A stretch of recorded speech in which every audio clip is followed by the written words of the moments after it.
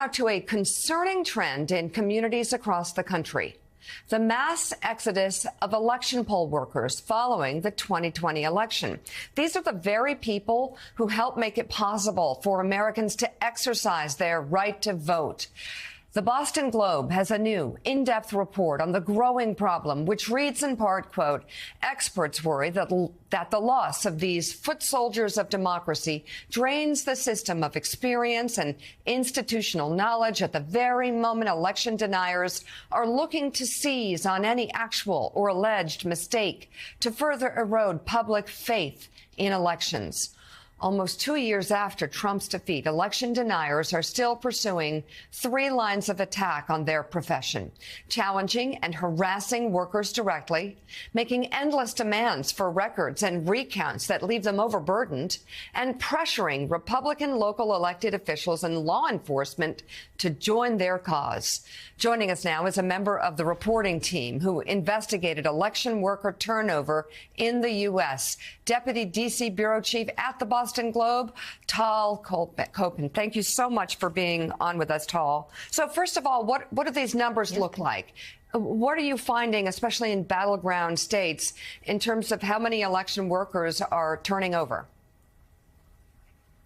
Well, it's rather alarming. So what my colleagues, Jess, who wrote the story you just quoted, and Jim Puzangara did is we looked at comparing the number, the names of election administrators after 2020 to now. And what we found across 5 battleground states and even a couple of comparison states, just to make sure this wasn't only a battleground problem, we found that roughly 1 in 3 of the top administrators of elections across the country left after 2020. And just to be sure that we weren't picking up sort of normal rates of turnover, we went back to 2016 and looked at the turnover rates from 2016 to 2018. And after 2016, only a little under 1 in 5 left. So we're definitely seeing in almost every single state that we looked at, and we looked at some data that showed us trends across the country, every single state is seeing more election administrators leave after 2020 than did in 2016. And when you think about it, 1 in 3,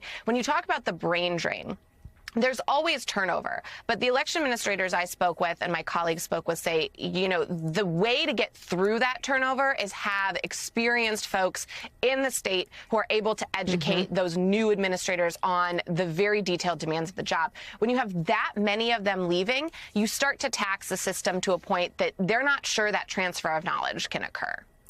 So, Tal, do you know, I'm looking at the piece, the reasons for these clerks leaving, some are simply retiring. So and then others are saying constant queries from distrustful voters and also harassment.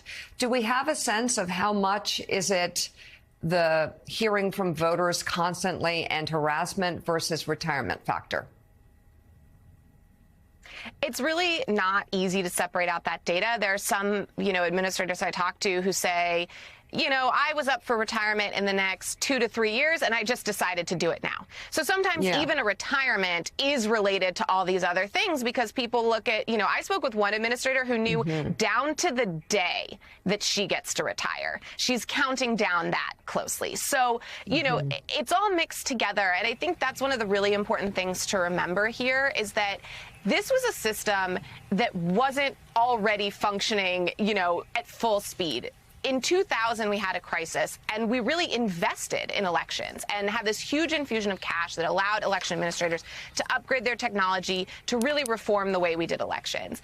But since then, they've sort of atrophied. We've ignored them. They've been treated as an afterthought by the city and county governments that, fund elections. So administrators were sort of already running a little threadbare. Many of them do multiple jobs, but they did it because they loved elections. Then you add in these information requests that were compared to me by some of the experts as sort of a distributed denial of service attack. You're overwhelming these very small offices with requests that they're legally obligated to fulfill. They don't have the staff to do it. It's taking them away from their work. They're worried about dropping a ball. You're adding in angry voters. And I was struck by how many administrators I spoke with that haven't been directly harassed, but because they know what their colleagues around the country are going through, they feel it anyway. That just knowing that they're profession is under assault. One spoke with me. She said, it's only a matter of time until it comes here. So they're feeling all of these things at once, and that is what's contributing to this really, really high turnover.